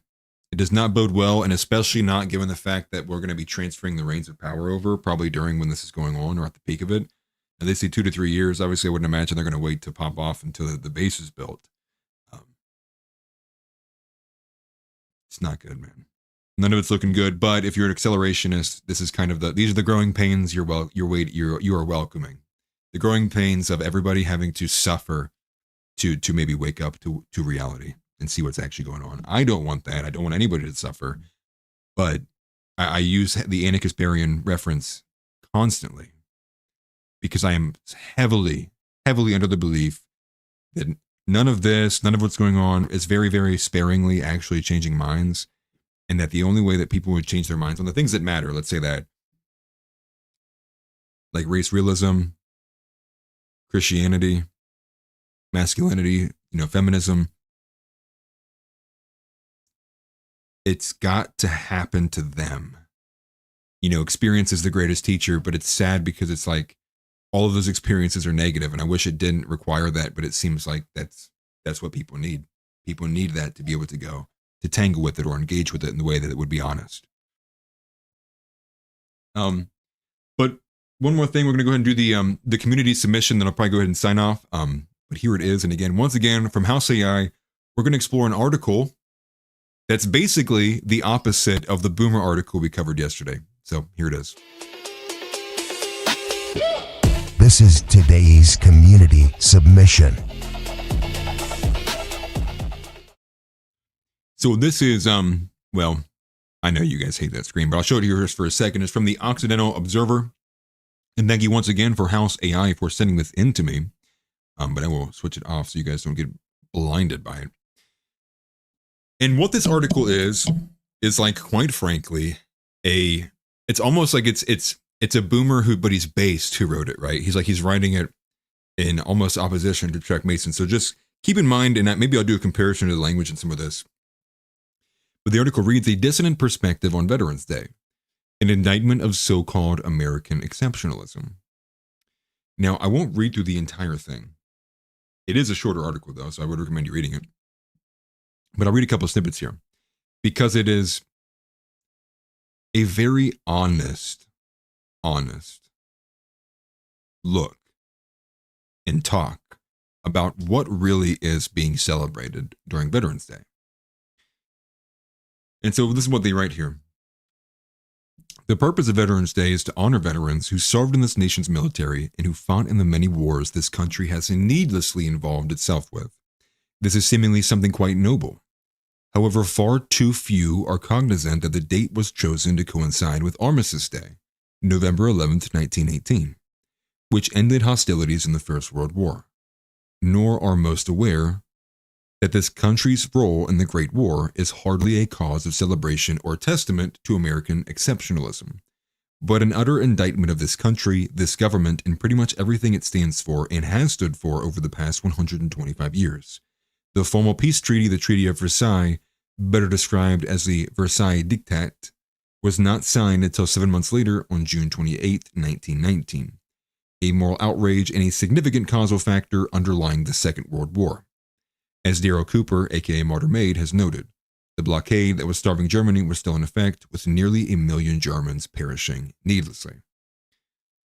So you can kind of get in the idea of where this is going, and it is from the perspective and paradigm that I also share as well, which is when you really kind of understand and put into perspective the role of America and how it has behaved itself, not only in the recent memory of the forever wars, from the early 2000s till now, and what preceded that, right, between Korea and Vietnam and World War II and World War I, you look at the way that we have behaved and you go, hold on. That seemed a little excessive. That seems like we didn't need to be doing that. That seemed like we were searching for a reason to get involved. And especially in light of World War II, given how the breakup and how the Treaty of Versailles was put upon Germany, the article goes on into length and basically makes the argument that I would make as well, that we are as much to blame, same with Great Britain, for World War II as much as the Germans are, given the fact that we were the ones that put them in the shackles that they sought to break out of, right? Had the shackles not been there in the first place, would this have been the same result, right? There's an argument to be made there. So I'll skip on and go to one of these next ones here. "In the aftermath of World War II, the Germans have adopted a war guilt complex into their very national character. One hopes this is temporary, but marinating in over 80 years of Allied occupation and the post-war cultural milieu, that occupation has infused into the German national consciousness does not instill a sense of optimism. This pathology is very likely to become a permanent defining characteristic of the German national character." And I'll pause. Because quite literally, as you can tell with the boomers, they have part of who they are in their persona, the same way I would argue that Chuck got emotional when I was saying, like, the way that they argue about this is effeminate, the mythos of it. He immediately responded in kind. It is like a part of him, which is why he took personal offense to the words that were being spoken. As if I of all people who cover this shit constantly, I can't understand the nuance behind, like, the sacrifices being made in war, or like the aggressive atrocities of war. Like, I can't even visualize it. It's like, yeah, I can visualize it. I read books when I was growing up, when I was younger, that were just like guards, right? that still have like left me permanently. Like, I remember that book. I remember exactly where I was at in the 6th grade when I read about, I can't remember what the book is called, but it's a very close-end look of some of the war conditions in Vietnam. I remember that. I was like in the 7th grade when I read that stuff. I remember it. I know war is not pretty. I know it is the most awful thing anyone can be a part of, actually, because, again, there are no rules in war. Now, we can say war crimes and all that, but where's Netanyahu right now? Well, President Trump is pushing for him to be pardoned. And we all know that that guy's guilty of war crimes. It means nothing, right? All is fair in love and war. And then everybody goes, oh, yeah, okay. But on the other side of that, they go, here's war crimes. It's just, it's a never-ending appeasement to this kind of global homo liberal world order, right? And like needing to answer for something. It just, you know what I'm getting at. Anyways, the article goes on. It is highly doubtful the German people will ever be able to throw off this national guilt complex. At least not until the National and Volkschaft Electrifying des Volks, I tried, has been fully and utterly consummated in earnest. In particular, relation to the absurd proposition that today is a day for honoring this country's warmongering. The United States is responsible for this pathology first and foremost, as it is also responsible for the number of maladies that emanate from this complex, including the mad delusion of open borders with Angela Merkel letting in millions of racial imposters into sacred Germany and the European continent more broadly. It is, I heavily recommend people find this article. I would put it on screen, but I don't know how to dark mode it. It's Occidental Observer. So OCCIDENTAL, observer.net. And again, thank you. This is sent to me by our very own House AI.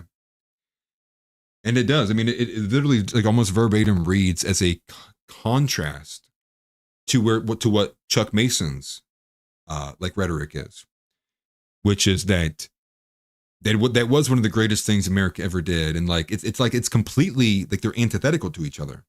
One looks at that like I do, and I go, no, like the only reason that anyone could actually even say or be proud of like the American role in the wars is because they have been lied to and they don't actually know what they're talking about. Where I have the more position of, you look at it and one day you wake up and you realize like, hold on, like I'm a stormtrooper? You're like, wait a minute, like I'm a you look around and you're like, hold on, I have the blaster E11? Wait, I'm in the Death Star, like what's going on? And a lot of people wake up to this when they realize our roles in these forever wars, our role in previous wars. And it has to be explored. It must be explored. And it can't, and we can't do this excising, this gatekeeping, this. We're not going to acknowledge people talking about this. We're not going to just exclude them from the conversation. Are we the baddies? .net. Thank you, House. The OccidentalObserver.net. Thank you, brother. But I will end with what they end with here in the article. Forgive me. There's a really juicy paragraph in there, and I don't want to ruin it for the Occidental Observer. I encourage you guys to go read this article for yourself. So here's the last one, though. I'll read how they end it. These and other reflections should not evoke a sense of patriotism, but national shame. Few will be so insightful. Most Americans, and particularly those opposed to the Democrat Party, will be flying the American flag with unquestioning pride, and will be doing so with more purpose and vehemence than any other day except for perhaps the 4th. Many will have Lee Greenwood's acoustic abomination proud to be an American on particularly heavy rotation.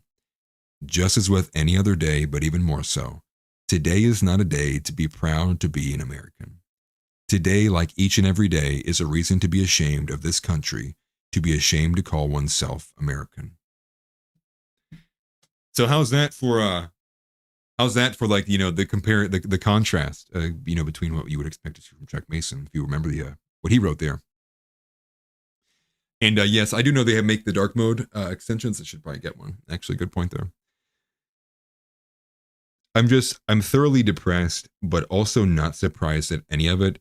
And it's one of those things where it's like, I don't want to be, I appreciate that. Thank you for joining, brother. I appreciate that. It's like, you don't want to be proven right.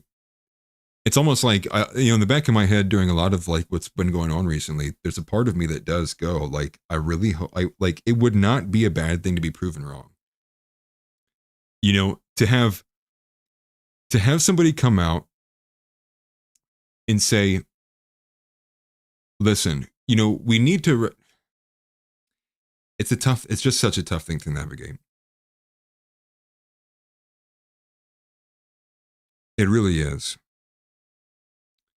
And it's one of those things. I will say this, right? This saying that line, saying the being ashamed to be an American aspect, it will have the same reverberating resonation as when Nick says, like, I admire Stalin. Because people, the nuance, the air has left the room. The nuance has left the room.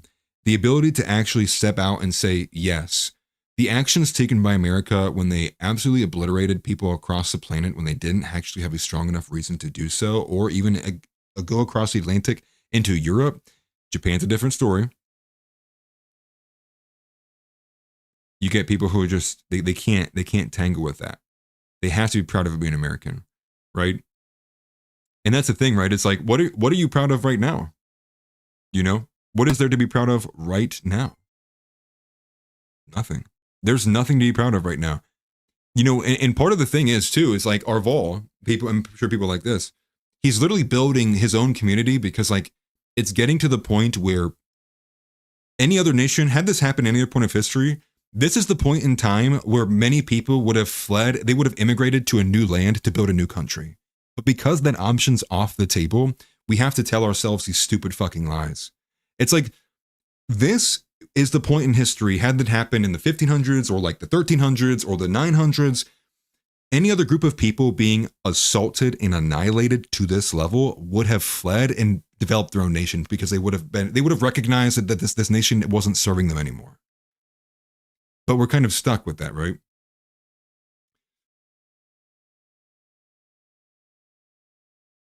And it's like, it's not even up for debate either, right? The American actions in World War II were aggressively aggressive. And yes, no, I would heavily argue that I'm proud of the founding fathers, but it ends there. It does end there.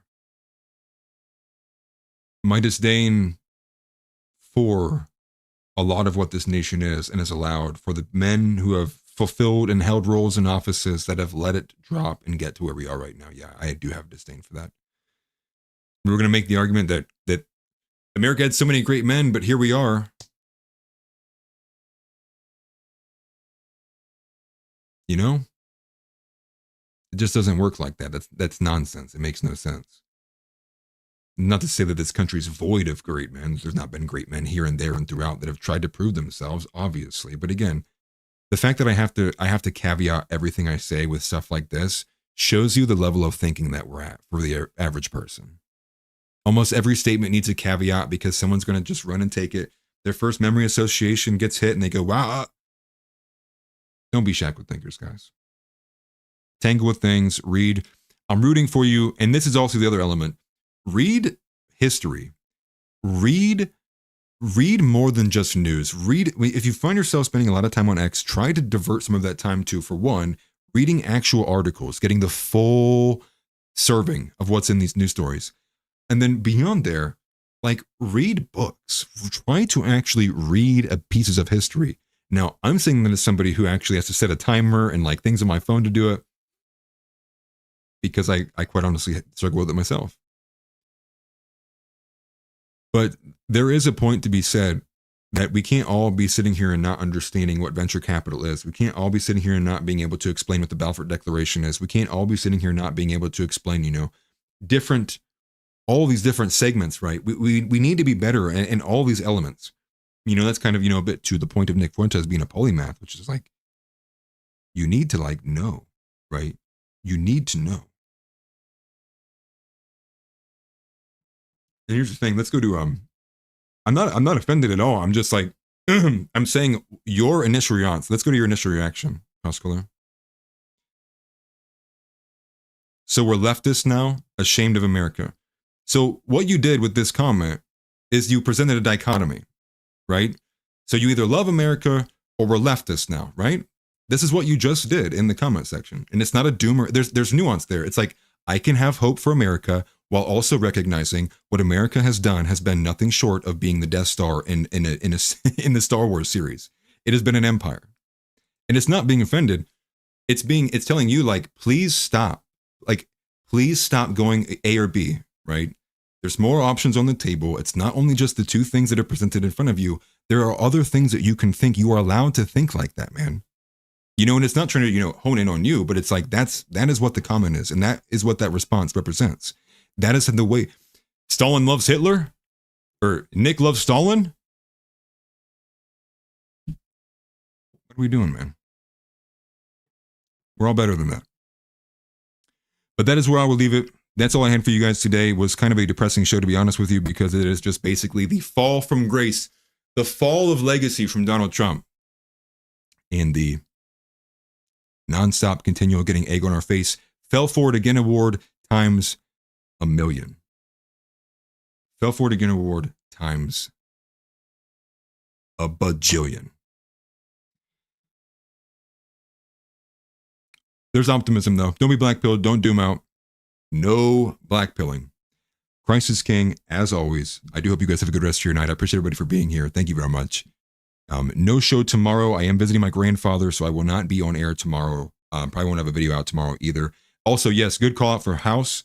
Ron Oons. Where was that at? Good call out from House. It says, read Oons. They have a library of books. I believe it's, what is it? Just oons.com. That's Ron. The Oons review. Yeah, it is oons.com. Okay. I cannot remember for the life of me. Make sure you go out and read that. Check that out. He's got great stuff. And additionally, as always, deport the entire Trump administration at this point. Obviously, deport Kash Patel, but deport all of them. Send them all back. They all must go. Ban Pam Bondi from public life. Ban a woman from public life. And maybe one day we will get our country back. I'll see you guys next time. I'll see you on Friday at 6 p.m. And also catch the Groyper Report at 8 to 10 on Saturday with me and Josh. We'll have a lot in store for you. Take care, everybody. Get up and get out. Get out. Get out. I have a question for you. Say Christ is Lord. Say Christ is Lord. Say it. You say Christ is Lord. Get out. Get out.